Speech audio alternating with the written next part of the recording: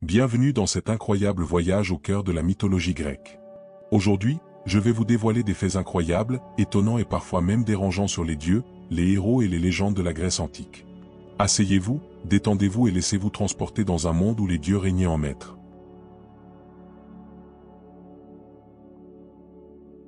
Les Titans, enfants d'Urano et de Gaïa, dominaient le cosmos avant l'ère olympienne. Menés par Cronos, ils régnèrent avec puissance, défiant l'ordre naissant. Craignant une prophétie annonçant sa chute, Cronos dévora ses propres enfants. Cependant, Zeus, sauvé par Rhéa, grandit en secret et déclencha la titanomachie. Pendant 10 ans, les dieux et les titans s'affrontèrent dans une guerre titanesque. Finalement, Zeus triompha avec l'aide des cyclopes et des hécatonchires. Les titans vaincus furent emprisonnés dans le Tartare, sous la garde des géants. Leur chute marqua l'avènement des dieux de l'Olympe, établissant un nouvel ordre cosmique. Parlons maintenant d'Athéna. Athéna, déesse de la sagesse et de la guerre stratégique, naquit d'un prodige unique. Zeus, craignant une prophétie annonçant un fils plus puissant que lui, avala Métis, enceinte. Mais au lieu d'un héritier redoutable, il fut pris d'une terrible migraine. Héphaïsto fendit alors son crâne d'un coup de hache, et Athéna en surgit, adulte et en armure. Protectrice d'Athènes, elle incarne l'intelligence, la justice et l'art de la guerre. Elle guida de nombreux héros comme Ulysse et Persée. Vierge et invincible, elle symbolise la raison triomphante de la force brute. Son culte perdura à travers les âges. Si toi aussi tu veux pouvoir créer des vidéos comme celle-ci voire plus encore, je te laisse un lien vers une formation que j'ai faite en description, n'hésite pas à aller voir. Sisyphe, roi rusé de Corinthe, osa défier les dieux par ses tromperies et fut puni par Hadès. Condamné à pousser éternellement un rocher au sommet d'une colline, il voyait son effort réduit à néant à chaque tentative. Ce supplice sans fin symbolise l'absurdité de certaines luttes humaines et l'inévitable répétition des échecs. Albert Camus en fit une figure de la condition humaine face à l'absurde. Sisyphe, malgré son destin cruel, incarne la résistance et la persévérance. Son histoire rappelle que, même dans l'adversité, l'homme peut choisir d'affronter son sort avec dignité. Prométhée, titan visionnaire, défia les dieux pour offrir aux hommes le feu sacré, symbole du savoir et du progrès. Par cet acte audacieux, il permit à l'humanité de s'émanciper de l'obscurité et de la faiblesse. Mais Zeus, furieux de cette trahison, le condamna à un supplice éternel. Enchaîné à un rocher, il voyait chaque jour un aigle lui dévorer le foie, qui repoussait inlassablement. Pourtant, Prométhée ne plia jamais face à l'injustice divine. Son mythe incarne la révolte contre la tyrannie et le prix du progrès. Il symbolise la résistance et le sacrifice pour le bien commun. Les Amazones, redoutables guerrières, incarnaient l'indépendance et la puissance féminine. Vivant sans hommes, elles formaient une société matriarcale tournée vers l'art de la guerre. Leur bravoure était légendaire, affrontant des héros comme Héraclès et Achille. Selon le mythe, elles se brûlaient un sein pour mieux tirer à l'arc. Montées sur de rapides chevaux, elles dominaient les champs de bataille avec agilité. Redoutées des Grecs, elles symbolisaient un idéal féminin hors des normes patriarcales. Leur reine, Hippolyte, possédait une ceinture que convoitait Héraclès. À la fois mythe et inspiration, elle défie encore aujourd'hui les stéréotypes. Orphée, poète et musicien d'exception, aimait éperdument Eurydice. À sa mort, il brava l'inconcevable et descendit aux enfers pour la ramener. Séduit par son chant, Hadès lui accorda une chance, à une condition, ne pas se retourner avant de quitter le royaume des morts. Mais le doute et l'impatience furent plus forts. Aux portes de la lumière, il jeta un regard en arrière, et vit Eurydice s'évanouir à jamais. Brisé, Orphée erra seul, chantant son amour perdu. Son mythe incarne la puissance de l'art, l'épreuve du doute et la douleur des amours impossibles. Héraclès, fils de Zeus et d'Alcmène, incarne la force et la résilience face à l'adversité. Victime de la jalousie d'Héra, il dut accomplir 12 travaux pour expier ses fautes. Il triompha du lion de Némée à la peau impénétrable et tua l'hydre de Lerne aux têtes repoussantes. Il captura la biche de Cérynie et le sanglier d'Érimante, dompta les chevaux de Diomède et nettoya les écuries d'Augia en un jour. Son courage le mena jusqu'aux enfers pour ramener Cerbère. En volant les pommes d'or des Hespérides, il prouva que persévérance et héroïsme triomphent de toute épreuve. Narcisse, d'une beauté exceptionnelle, fascinait tous ceux qui croisaient son regard. Indifférent à l'amour des autres, il rejeta la nymphe Écho, qui se laissa dépérir de chagrin. Pour le punir, les dieux le condamnèrent à se passionner pour son propre reflet. En se penchant sur une source limpide, il tomba éperdument amoureux de son image, incapable de s'en détacher. Consumé par cette obsession, il finit par mourir de désespoir. À l'endroit de sa disparition, une fleur portant son nom éclot. Son mythe illustre les dangers de l'égocentrisme et l'illusion fatale d'un amour inaccessible. Le Minotaure, cette redoutable créature mi-homme, mi-taureau, errait dans le vaste labyrinthe construit par Dédale sur l'île de Crète. Conçu pour piéger cette monstruosité, le labyrinthe était si complexe que personne n'avait jamais pu en sortir vivant. Chaque année, en guise de tribut, Athènes envoyait ces jeunes hommes et cette jeune femme au Minotaure, pour nourrir sa faim insatiable. Le héros Thésée, fils du roi Égée d'Athènes, décida de mettre fin à ce fléau. Il se rendit en Crète, et grâce à l'aide précieuse d'Ariane, la fille du roi Minos, il obtint un fil qu'il pourrait dérouler derrière lui pour retrouver son chemin. Après avoir affronté le Minotaure dans un combat acharné, Thésée réussit à le tuer, mettant ainsi fin à la terreur. Grâce au fil d'Ariane, il parvint à retrouver la sortie du labyrinthe, échappant ainsi à la mort. Son exploit marqua l'histoire et il retourna triomphalement à Athènes, mettant un terme au sacrifice humain imposé par Minos. Cette aventure légendaire fit de Thésée un héros incontesté et un symbole de courage et de ruse. Parlons de l'histoire de Pandore et de sa fameuse boîte. Selon la légende, Pandore, la première femme créée par les dieux, reçut en cadeau une boîte scellée, accompagnée d'un avertissement, elle ne devait surtout pas l'ouvrir. Poussée par une curiosité irrépressible, Pandore céda à la tentation et ouvrit la boîte. À cet instant précis, tous les maux de l'humanité en sortirent. La maladie, la souffrance, la guerre, la jalousie, la cupidité, tout ce qui pouvait accabler les hommes. Mais dans le fond de la boîte, il restait une seule chose, invisible au premier abord, l'espérance. Cette dernière, bien que née dans les ténèbres, apporta un éclat d'espoir au milieu du chaos. L'espérance devint alors un guide, une lumière dans les moments les plus sombres de l'existence humaine. Si tous les malheurs s'étaient libérés, cette précieuse vertu resta pour offrir un réconfort, une promesse de persévérance. Ainsi, malgré la douleur et les épreuves, l'humanité trouve encore en elle la force d'avancer. La malédiction de la maison d'Atrée. Imaginez une famille si maudite que la trahison, le meurtre et la vengeance semblaient inévitables. Tel fut le sort de la maison d'Atrée. Tout commença avec Tantale, un homme qui essaya de tromper les dieux en leur servant son propre fils en guise de repas. Les dieux, outragés par cet acte horrible, ressuscitèrent le garçon, mais maudirent la lignée de Tantale pour toujours. Des générations plus tard, ses descendants furent confrontés à d'innombrables tragédies, des frères tuant des frères, des enfants vengeant leur père, un cycle de violence qui semblait incassable. Ce mythe nous avertit que les choix que nous faisons aujourd'hui peuvent résonner pendant des générations. Briser ce cycle demande du courage et de la sagesse. La création de la Voie lactée. Avez-vous déjà levé les yeux vers le ciel nocturne et vous êtes-vous demandé comment la Voie lactée a été créée? Selon la mythologie grecque, cela s'est produit par accident. Le nourrisson Héraclès, oui, le puissant Hercule, fut placé dans le ventre de la déesse Héra à son insu. Lorsqu'elle réalisa qu'il n'était pas son propre enfant, elle l'a repoussé. Son lait divin s'est répandu dans le ciel, formant la galaxie que nous connaissons aujourd'hui. Ce mythe nous rappelle que parfois, même dans les moments de rejet ou de conflit, quelque chose de beau peut émerger. L'histoire tragique d'Icare. Icare et son père Dédale ont tenté de s'échapper de leur prison en construisant des ailes de plumes et de cire. Avant de décoller, Dédale a averti son fils, « Vole trop bas, et la mer abîmera tes ailes. Vole trop haut, et le soleil les fera fondre. » Mais alors qu'il s'élevait dans le ciel, Icare est devenu trop confiant. Il s'est élevé de plus en plus haut jusqu'à ce que la chaleur fasse fondre la cire de ses ailes. Il s'est écrasé dans la mer, un rappel tragique que l'orgueil et l'imprudence peuvent conduire à notre perte.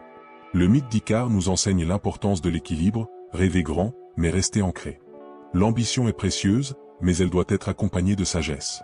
La guerre de Troie et ses héros. Ce célèbre conflit, déclenché par l'enlèvement d'Hélène par Paris, oppose les Grecs et les Troyens. Cette épopée, relatée dans l'Iliade d'Homère, met en scène des héros tels qu'Achille, Hector et Ulysse. Cela fera l'objet d'une vidéo complète un peu plus tard, n'oubliez pas de vous abonner. Dans ce conflit, le cheval d'E3 est un chef-d'œuvre de déception. Pendant la guerre de Troie, les Grecs savaient qu'ils ne pourraient pas vaincre la puissante cité de Troie par la force. Ils ont donc utilisé leur plus grande arme, la déception. Ils ont construit un énorme cheval de bois, apparemment en guise d'offrande de paix. Les Troyens ont accepté le cadeau et ont célébré leur victoire. Mais cachés à l'intérieur du cheval se trouvaient des soldats grecs. Cette nuit-là, pendant que les Troyens dormaient, les Grecs sont sortis, ont ouvert les portes de la ville et ont revendiqué la victoire. Ce tour légendaire nous montre que parfois la stratégie et la patience peuvent gagner là où la force brute ne peut pas. Revenons sur un de ces héros et parlons de son périple pour rentrer chez lui.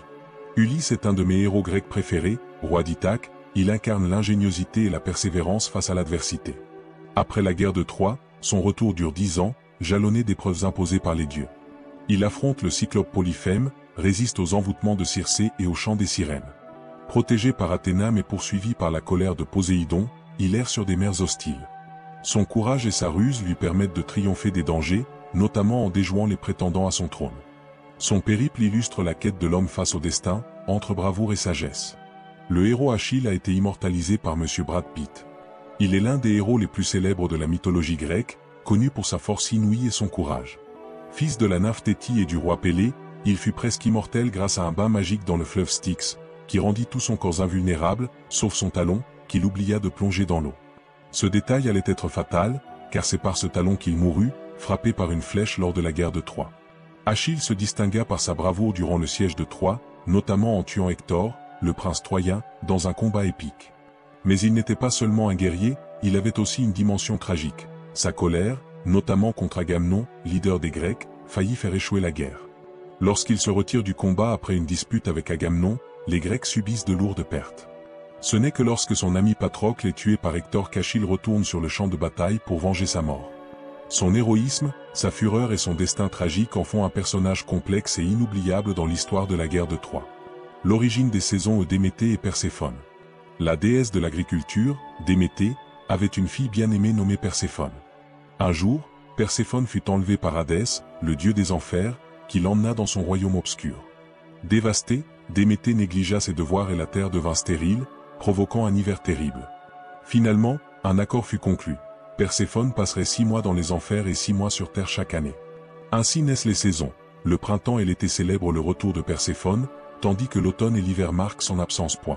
Cette histoire illustre la perte, le deuil, mais aussi l'espoir d'un renouveau, même après les moments les plus sombres.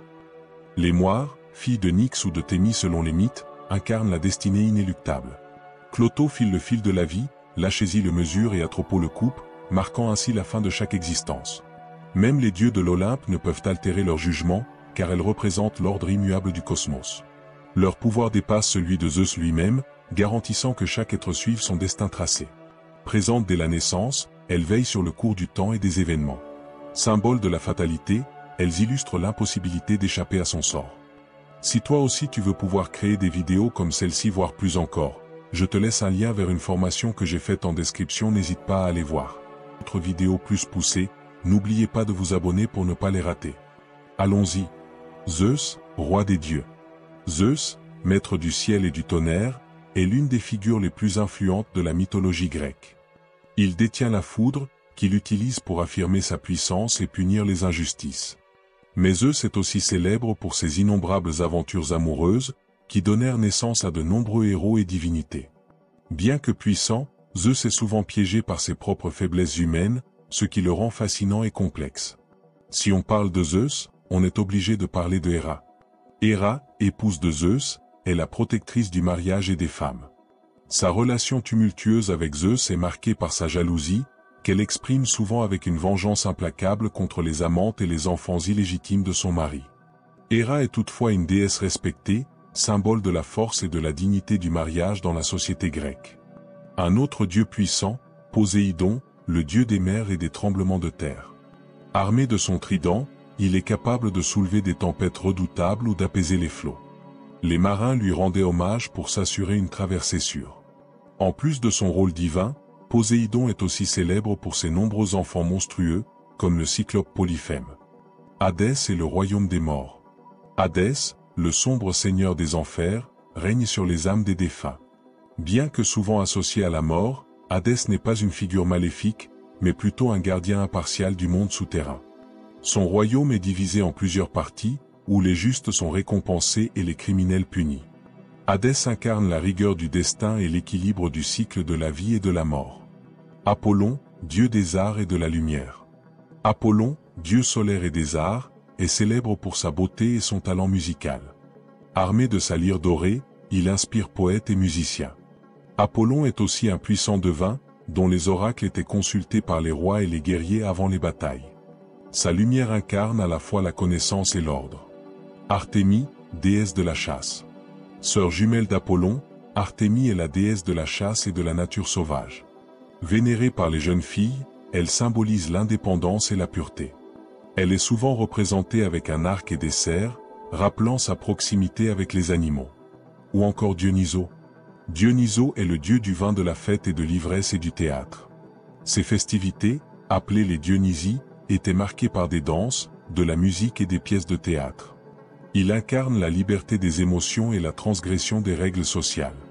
Aphrodite, déesse de l'amour. Aphrodite, née de l'écume de la mer, elle est la déesse de l'amour et de la beauté. Son charme irrésistible influençait aussi bien les dieux que les mortels.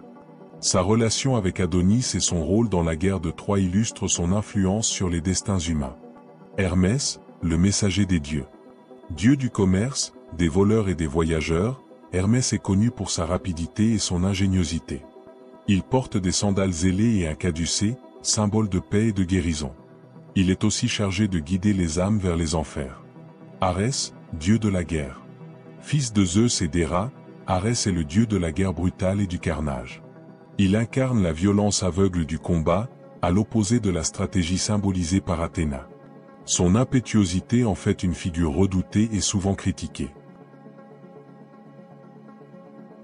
La mythologie grecque est bien plus qu'un recueil de récits fantastiques.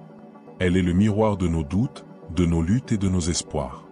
Alors, rappelez-vous que, comme Héraclès, vous pouvez surmonter les épreuves. Comme Orphée, vous ne devez jamais perdre la foi. Et surtout, comme Prométhée, croyez au pouvoir de la connaissance et du courage. C'est un univers fascinant, riche en personnages complexes et en récits inoubliables. Ceci n'est qu'un aperçu des trésors que renferme cet incroyable panthéon. Merci d'avoir regardé cette vidéo. Si elle vous a plu, pensez à aimer, à vous abonner et à partager pour que ces histoires continuent d'inspirer des générations entières. À bientôt pour une nouvelle plongée plus poussée dans les mystères de la mythologie dans son ensemble.